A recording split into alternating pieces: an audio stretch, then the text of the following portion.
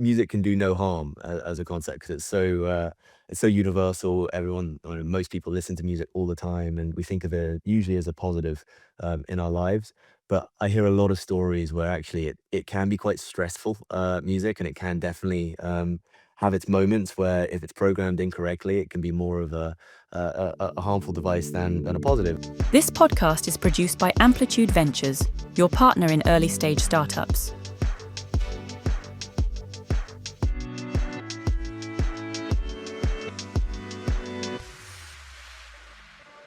Today on Sound Connections, we sit down with Freddie Moross, founder of Myndstream, to talk about wellness in music, the science of how sound affects people, and the founder journey behind building a music tech company in a highly specific niche.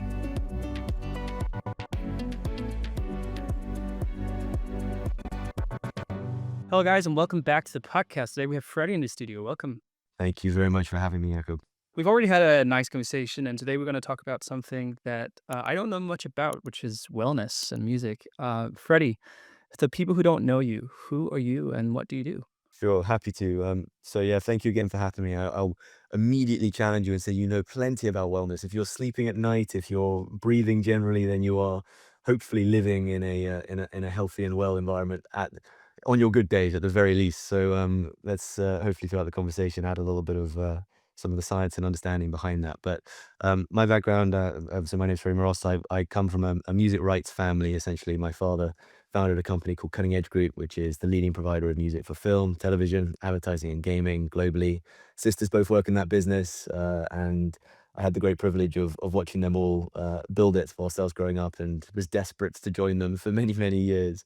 But my father said, no, go away, go find something and do something, so you're not just joining without being able to contribute. And so I became a chartered accountant at PwC for my sins, so a little bit of a finance background. And once I finally qualified and joined his business, I entered the wellness music space because it was something that they had recently invested in, and I had the opportunity to start seeing behind the curtain to some degree, and start with the great privilege of owning music assets in the space. So it's been a great 6 years or so of building a wellness music company out of the background of essentially of an asset company and into distribution and software. So we now have a music software business essentially.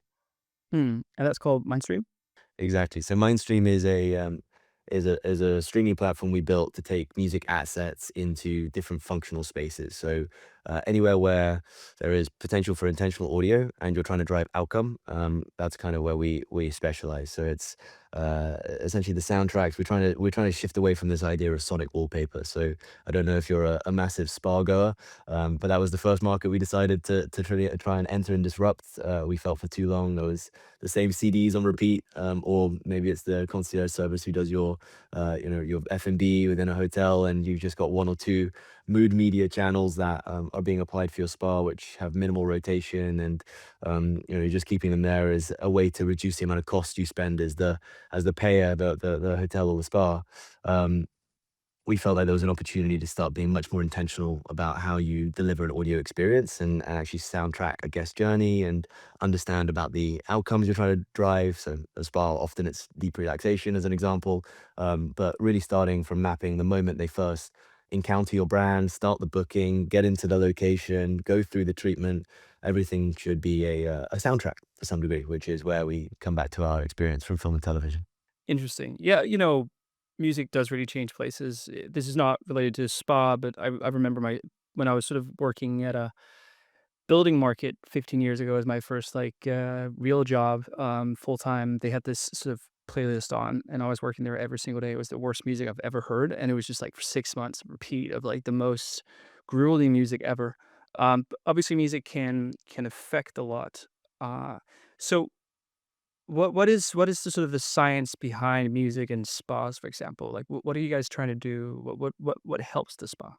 It's and just on that comment, it's one of the things that I get told quite frequently is, oh, if music can do no harm as a concept because it's so universal. Everyone, or most people listen to music all the time, and we think of it usually as a positive in our lives. But I hear a lot of stories where actually it can be quite stressful music, and it can definitely have its moments where if it's programmed incorrectly, it can be more of a harmful device than a positive. And I find that really interesting because in spas, for instance, the harm there, let's say you have poorly programmed music that doesn't fit the environment, the treatment room, as an example.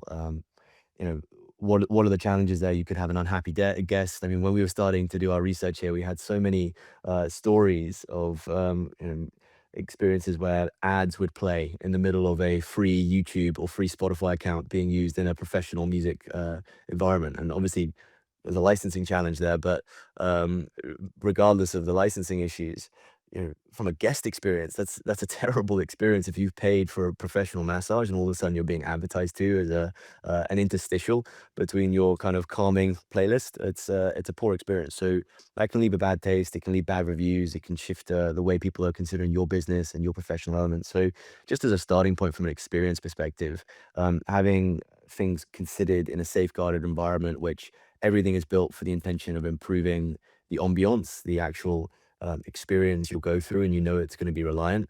That can become the baseline. And then from there, what you can start thinking about is all the different touch points that can make music a far more valuable part of your experience. So now it's not just saying we need spa music to sound like spa music and make sure it's commercially licensed. It can be, how does this spa music in the Waldorf sound different to what you'd experience in the Ritz-Carlton, and make it branded? How does this Ritz-Carlton in Paris sound different to the one in Maui? Because it now becomes geographically relevant and cultural while still maintaining a sense of the brand. How does it become the potential to create an upsell and drive ROI for the spa by maybe doing a pre and a post ritual where you can have maybe some somatic breath work before you go into your experience. You're in a state of a bit more of a state of rest, as opposed to maybe you've just jumped off of a stressful train journey and you're running into your massage because you're late. It's not the optimal point to experience the spa environment. So, music, and I appreciate you asked the question around what is the science. But as a starting point, music has the ability to set the tone. And so, what we're considering in the spa environment specifically is as our starting point, the first industry that we really started building within is, what do you want the tone to be? Let's make that very intentional as a starting point, and then let's match the guest experience. So you're constantly being able to build towards an outcome, whatever that may be. So um, yeah, it's the opportunities just to create a strong ambiance are relatively endless, and they're done very well with the other senses. I think audio is probably the last sense which really needed some support, particularly in the hospitality world. Mhm. So try to sort of explain the different scenarios where you'd be using this. Would that also be like in commercial shopping settings, or like where are you considering yourself to be placed the best? Yeah, I think from our side, we don't tend to get into retail too much, but retail is, I think, the most significant background music market in the world at this point. So certainly that is a place where there's a lot more traffic, there's a lot more usage, and there's a lot of interesting papers around the impact music can have on one's psychology and purchasing decisions and a variety of other things that not only in retail but also in gaming floors for casinos and a variety of other places. There's many areas where background audio and ambiance are considered and delivered to try and drive value for commerce. Our main markets, we started in spa and hospitality, and we started really within the super niche of spa, gradually growing into hospitality as an extension of our core market within spa, and then from there have been looking at our general expansion into healthcare and education. Our goal when we set out this business was we believed in the power of music fundamentally, and we felt like music should be a prescribable part of care.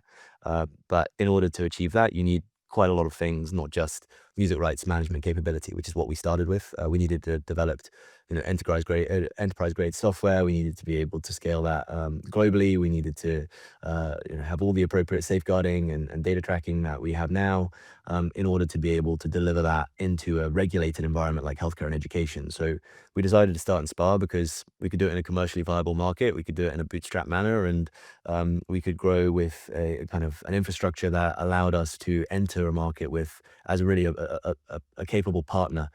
So we started doing that last year, after the first kind of five or so years of building our core stack in one market. Hmm. I can imagine commercially that it can be difficult to sort of operate in a niche market because, as a platform and as a sort of asset owner, the components of what you need to have in place doesn't necessarily become smaller just because you operate in a more niche segment. So how were you able to sort of navigate I'll assume and call it like a smaller market than other sort of functional music and still operate in a way that's sensible? I'm a big advocate for the super niche. I think if you're solving problems that are real problems and you get to speak to your customers on a daily basis, when you're starting out, you're still listening to one problem at a time, regardless of how large the potential serviceable market is. It just changes your financial structuring to some degree and how you're trying to resource effectively. Um, we took a bit of a unique approach to some degree for a startup. We didn't raise institutional capital. We didn't want to get into a venture cycle. I never really liked the idea of, trying to outgrow dilution because I felt like it put pressure in particular moments where maybe you needed patience or at least, very least, you lose a little bit of control and flexibility. So I've been quite lucky to be able to grow into a super niche market and find a product market fit relatively swiftly by focusing on specific problems and solving those problems. The I guess the interesting part of it is how much commonality is there in those problems with other people's problems that allow you to then expand your serviceable market at the right time. So what scale potential could you be? And it comes down to the very simple question of what's your ambition level, first of all.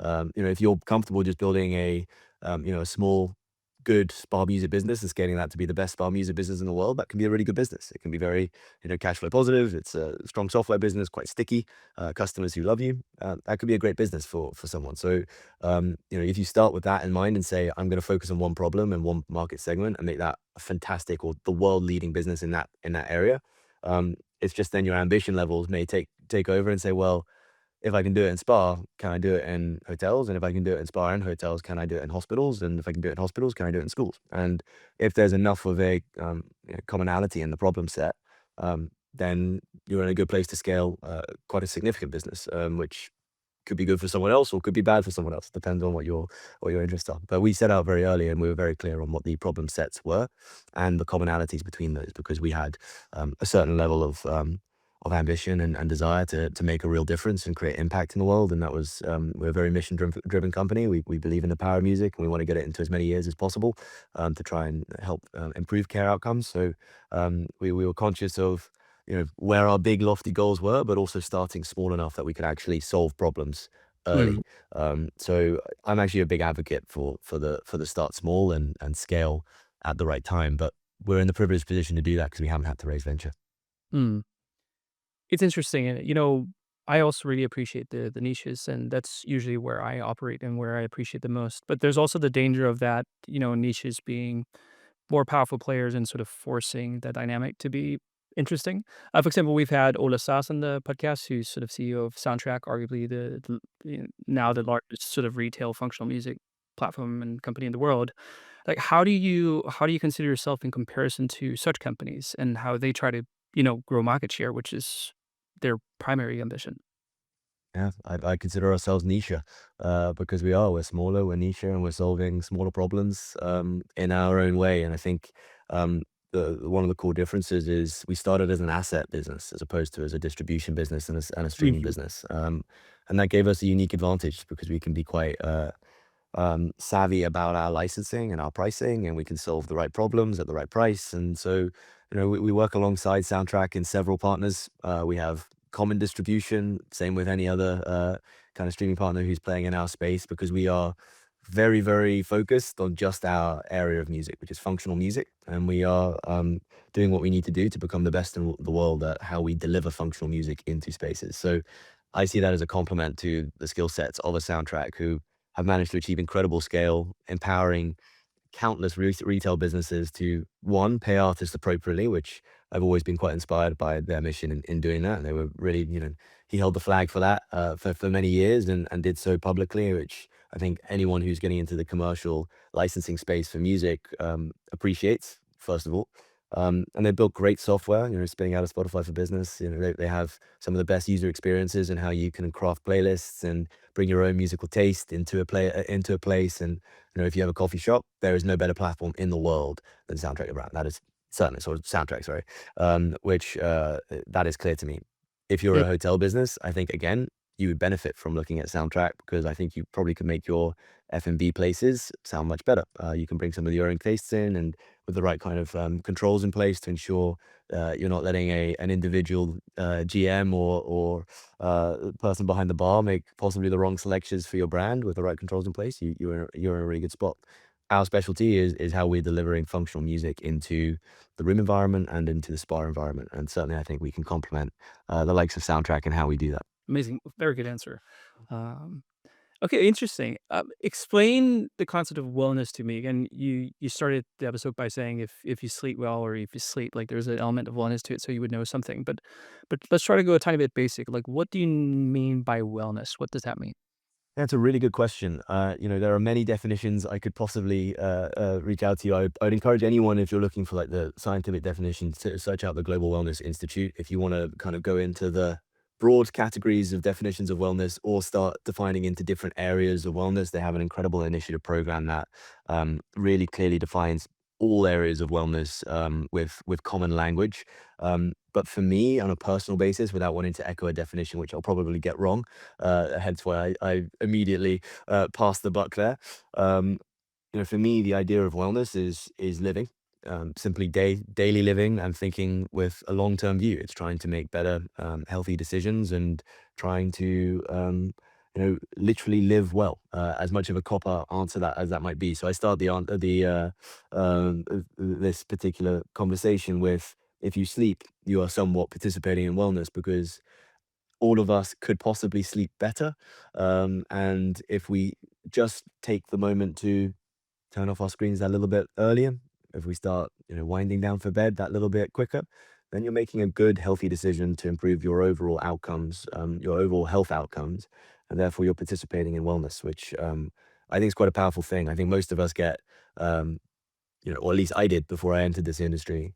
I assumed wellness had to be, an hour's worth of meditation every morning, or I had to be doing yoga and be able to do, a crow pose or whatever. uh, I uh, I don't even think that's a real pose. It might be, but you have to do something that makes you proactively in that industry, and you have to live with a certain level of spirituality, or you have to live in a certain level of consciousness. I now don't necessarily subscribe to that same belief. I think all of us could do with living just a little bit more intentionally. And if you're living a little bit more intentionally to take better care of yourself and those around you, then I think you're participating in wellness. Mm. Could you describe to me sort of some of the financial metrics that are for the argument of wellness in, for example, these spaces you operate in?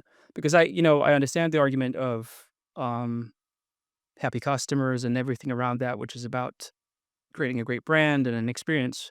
But what are the financial outcomes that come from investing into this space as for example, a spa or a hotel?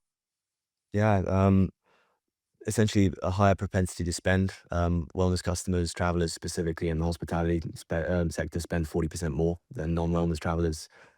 You're talking about people. If my definition of wellness is intention, essentially, you're talking about people who are investing with intention. So that's the main metric of value is you're essentially finding a category of consumers who are deeply invested in themselves and having the best kind of experiences to improve outcomes. And so you're looking at a demographic of individuals with a higher propensity to spend on experiences. One, particularly in the luxury categories of wellness, um, you know, price tends not to be an overall determining barrier. It's not a limiting factor. So you've all of a sudden got the opportunity to do some pretty special things. Uh, and you're looking for people who are wanting to create long term habit shifts as well. We're not talking about flash in the pan, one time experiences. Wellness means long term health improvements for the most part, or long term improvements to lifestyle, and therefore you have the opportunity not only to support an individual who has a higher propensity to spend in the moment. You're looking for someone who's also interested in a relationship where if you find and you are the trusted source for improving, um, their relationship with themselves, then you create loyalty, you create a relationship with this individual. So for me, it's the most exciting potential demographic you could be supporting, the kind of wellness enthusiast, because you're looking to one, improve and make an impact on someone's life and allow them to live better. You're also doing something in a commercially viable market. I think, the wellness industry, again, look at our friends at GWI. I think it's at $6.8 trillion now in total economic value. It's a huge industry, exceptionally well trafficked across multiple different facets. This is no longer the kind of the woo-woo spin-offs or on the fringes of society. This is a very critical component of the fabric of who we are as people. So I think anyone who's ignoring the wellness traveler is possibly missing a trick. That's a very surprising number to me. Could you break that down, like the sort of the what we say 6 trillion in that space? What does that entail? So this is actually $6.8 trillion in total global wellness economy in 2024. So that number is actually likely to have increased since, but including within that, you're looking at the personal care and beauty industry, wellness tourism industry. You're looking at healthy eating, nutrition and weight loss, physical activity, wellness real estate, and a variety of other specific industries that make up slightly smaller niches. So, I mean, just to sort of reference a couple, physical activity is a $1.144 billion dollar industry. So that's you're looking at 1 trillion of that is just in the physical activity space. So there's a great bubble chart right on the homepage of the Global Wellness Institute. Again, every year the institute gives out all of their research for free. So feel free to just jump on there and start drilling into some of these numbers. But yeah, these numbers are staggering. It's a very significant industry. It's been growing considerably. I think when I started in the industry, it was closer to 4 trillion. The financially savvy of you can calculate a very quick CAGR in your head, but it's growing at a rate of knots and it's not going to stop.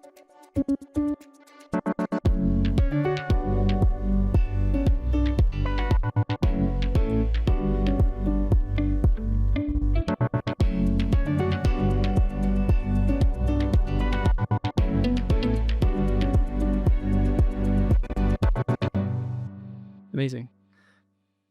Even though that is true, like you still operate in sort of music technology and sort of the environment of music technology, generally speaking, is it's called interesting when it comes to sort of the how customers are acquainted to paying for products and paying for services versus other industries. How do you experience customers' willingness to pay for these products? Are they more skeptical to music and the cost associated to it than other products they might be buying? Gosh, absolutely, yes. No, we are constantly making budgets for ourselves, which we have to do. Artists aren't paid enough as a general rule, and particularly in the commercial environments, they haven't been paid enough. The budgets that hospitality groups have been used to paying in music are, a fraction of what music is valued in the entertainment space, as an example. And my question is the music any less valuable in hospitality than it is as the soundtrack to a TV show? Um, Probably not at the same level of margin shift that or the multiples that are earned in terms of the budget. So um, yeah, I think there's a lot of work to be done to showcase the ROI that music can drive for an individual, and you have to frame it in the right context. Particularly in our space of music technology and music and technology to drive an outcome. There are kind of two layers to that. You have one, what's the physiological, psychological benefit for a user listening to music? Are you actually improving outcomes? All of those kind of objective measures are clearly important for adoption and adherence. But then there's also like the budget and commercial side of things. Are you driving an ROI? Does those improvements mean that you can charge more? Have repeat custom, a variety of other things. So there's two kind of areas to building budget in these spaces. But yes, we come up against it all the time. In spas, there was next to no budget when we were starting because people, I can't tell you how many CD players we've displaced in spa environments as a simple rule that were bought 15 years ago. If someone was paying commercial licenses, they were paying it for, as few channels as they possibly could, with as few zones as they possibly could, because they were on a cost saving mission. I can tell you in film and television, you don't cost save through music. I mean, yes, if your director says, I want the Stones and you can't afford the Stones, then yeah, you've got to find an alternative. But you invest in the soundtrack in order to drive return because music is valuable. It creates value for others and it creates value for experiences. So, there's a reason why that exists, and that we're lucky to understand the commercial structures of how to make music valuable. That was our starting point. There's music rights management infrastructure. We're good at commercializing music assets at cutting edge. So it was just a case of applying some of the way of thinking and telling the right stories so that we're starting in the right places with good partners who have been willing to invest with us, and also not asking for the moon and the sun at the starting point. We're not coming in and charging egregious prices. We're an accessible and affordable streaming platform. We're showcasing value immediately, and then we're building budgets with you for the benefit of both parties. We're a value provider. We're not trying to steal budget from people. We're just trying to build it. I have the luxury of speaking with an incredible amount of startups in the music tech space, and I here and there meet companies, building streaming platforms, and obviously the licensing cost and just the permissions of building a streaming service is insane. And what I'm hearing now and is maybe the reason why you can operate in a niche the way that you do is the connection with the assets that you guys can manage. Because as I understand the landscape of licensing and stream platforms, just getting started with something tangible can cost tens of millions of dollars and basically makes any business model that wants to be lean virtually impossible. So, do you believe you could have managed this without also having assets, or do you think one of the contributing factors to you guys being able to operate in niches is that fact? Absolutely not. Like, we definitively would not exist if we didn't start with assets. It's very, very hard if you're reliant on third-party licensing, and even the structure of how we price is because we own the assets. Everything has been built off of that as our kind of competitive advantage, and our lean approach has just been taking full advantage of it. So yeah, I am hyper aware of when I get to sit back and say, oh, we haven't had to go over venture and we don't have to go into the growth fight. This is an exceptionally privileged environment to be growing a business from, and I'm super conscious of that. But I'm taking full advantage of it in terms of the way we think about music, taking it into the industries we get to support, the way we're pricing for those industries, the way that we're able to grow budgets with them. It's all leveraging that kind of that starting point, and making it into something that can create value for the industry. So yes, you're spot on. That's exactly why we're able to enter the industry the way we have, and why we've been able to exist as we do. But I think that's the beauty, and I think also more founders should think about that. Like building businesses in this space, well, in any space, is incredibly hard as an entrepreneur. Like I've been doing this for way too many years, and I feel much older than I actually am because of that. Um, and I'm constantly seeking about these sort of unfair advantage situations when we build businesses. Usually, that sort of stems from past experiences. We've been helping building more than 50 companies, so we have insights people might not have, and sort of can cross pollinate things a lot. And that's sort of building our sort of unfair advantage. But you need to take advantage of those because it is so hard, and I would say in streaming, it's probably virtually impossible building in a niche, and that's why you can also win the market. But what is the long term intention of building such a company? Is that just building a healthy, profitable company? Is it something that sort of owners want to sell off at one point? Like, what's the financial goal? We've got our goals. We've got kind of they shift and change based off of the opportunities we're seeing in the market, and how we're being adopted to some degree.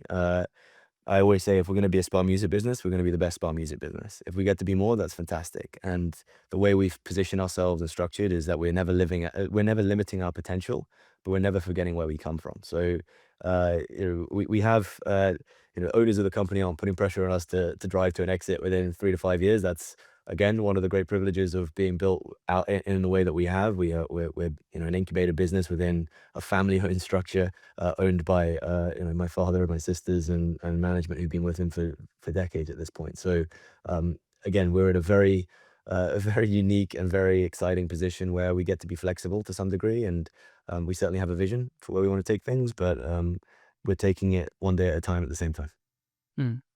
And how do you feel comfortable in the role as like a founder and CEO of this? Like, I can imagine that it's any founder journey is really really difficult, but then you also live in a dynamic that might also affect relationships and like how you need to consider yourself. I can't imagine anyone sitting in the role of founder and using the word comfortable. It's No. it is an incredibly challenging and stressful thing to do to build a business. And most importantly, it's because you're completely out of your depth constantly. I think at least I haven't found ground that I can stand on yet comfortably and feel like I am capable and confident and know everything. I'm constantly learning, and this is why I get to. I have the privilege of hiring incredible people who cover off many of my weaknesses, and allow me to kind of continue to develop in the areas I need to. So, yeah, how am I sort of thriving in the role? I'd say more kind of it's a mixture of surviving and thriving at the same time. I always grew up, watching my father build a great business, and my grandfather as well was an entrepreneur and built incredible stuff. And I've got a lot of that in the blood and family around me. And I always looked at them, these incredible, inspiring figures, and was desperate to learn from them, and spent my early sort of days in schools, doing any idea I possibly could as kind of the learning ground. And so and that coupled with possibly a slightly problematic sense of authority and challenging authority, and not necessarily feeling like I fit in with the core. I went and worked with PwC, for instance, and that was really hard to try and fit into a bureaucratic environment. I think for me at least, I couldn't see another path. I really wanted to build something. I wanted to be a founder. I wanted to try and um, you know create something that didn't exist in the world. And I think if you don't have that, then founder life is probably not the thing that you should do, because it is really tough. And there are so many moments where you'll be confronted by challenges you didn't even know could exist, and you have to find this new layer of resilience that is it really tests you, and I love it because it does test me. And I went through one of these moments the last 8 weeks or so, and when we had, one was a positive moment and one was a negative moment, and they both conflated at the exact same time, where we had like these opportunities that I didn't expect to come, be available to us for maybe another 18 months or so. They came a bit quicker than I expected, which is really cool. But also, you have resource constraints, which you need to be very cognizant of, and you don't want to go in the wrong pace with the wrong resourcing and the wrong things in place. So that comes with structural challenges that you need to be cognizant of. But so that was the positive thing. And at the same time, I had personnel shifts. So I had one executive leader who'd been with us, from 0 to 1 essentially, who wanted to go off and build his own thing, and he was ready to go and take a leap. And I was like, okay, that's great, and always inspired by people who want to be entrepreneurs. But the timing was like challenging, and also we had another kind of key individual who was kind of running a lot of the finance department, who was also looking to leave as well. So who just handed her notice in. So we were sort of like in this space where I had uh, opportunities to scale, but also had structural things to consider internally, with particularly two key hires, one of which is in my discipline of finance, but one of which was out of my comfort zone. It was a very technical exit. It was the head of product and technology. So that is these last 8 weeks, I think, have probably been the hardest moments of my career so far, in a really good way. And I was one of the things that I did as a response to this chat's leaving, is I decided to have meetings with every single stakeholder in our business, employee or external, whomever's kind of been touched by this guy Will, who's just heading off to go do his thing. And he is a fantastic individual, super smart, very charming, great product and technology leader. I have no doubt he's going to be incredibly successful, because he deserves every bit of success. But people like that in an organization, they're enigmatic. They set culture, they set tone, they make people feel comfortable. He was a leader. People wanted to follow him. And so, the concern as a founder in that space is, okay, I'm going to have an exodus on my hands. If this person leaves, then what are the signals? What is everyone else going to think of the business? At the same time as things are starting to go really well, I'm like, oh, I don't know how to handle this. And so I decided, to handle this, I'd just be honest and be transparent with people. And I sat down and I explained to them what was going on, and, why I was excited about it, why it gave us an opportunity to start thinking, about the next phase, and actually position ourselves for growth. Because, in our phase of scale, having one head of product and technology was going to be a limiting factor. We needed product and technology to be split. We needed to split our engineering and product department. So these are things we were thinking about anyway. And with Will going, we had the chance to do that. But I had to put trust and faith into those who Some weren't even in the business at this stage because they just they were just about to hand their notice in to come join us, and the person who recruited them was no longer going to be in the door. So Yeah. before they did that, I wanted them to have all the facts, and you know, thankfully they decided to still choose us, and they're going to be here in the next month or so, and we're going to be good. But those are tough moments, and the comment I used when I was in those, reflecting on it, is those are the moments you get to earn people's respect. Mm. In the hard moments, it wouldn't be worth anything if it wasn't really challenging, and if you didn't have something to step up to. And I'm proud of that. We managed to get through that moment and still feel like we're going in the right direction, and it didn't still our momentum at all.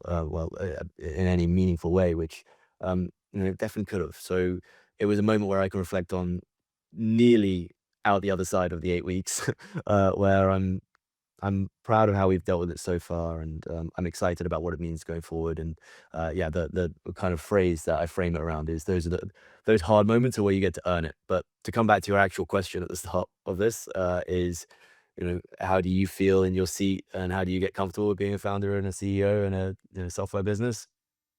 No idea. If you find anyone else who knows the answer to that, please let me have a chat with you.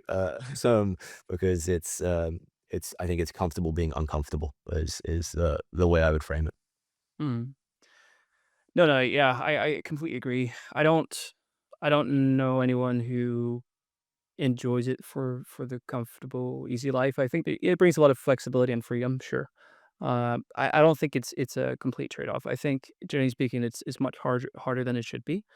But that's just the name of the game. Like, again, I tend to compare it to sportsmanship, like elite athletes. Like, it's, you know, most of them will never achieve the pinnacle of success. Most of them would not even be able to sustain themselves and their families. But that's the sort of the price you pay, and I think there can be found a lot of enjoyment in the pursuit as well.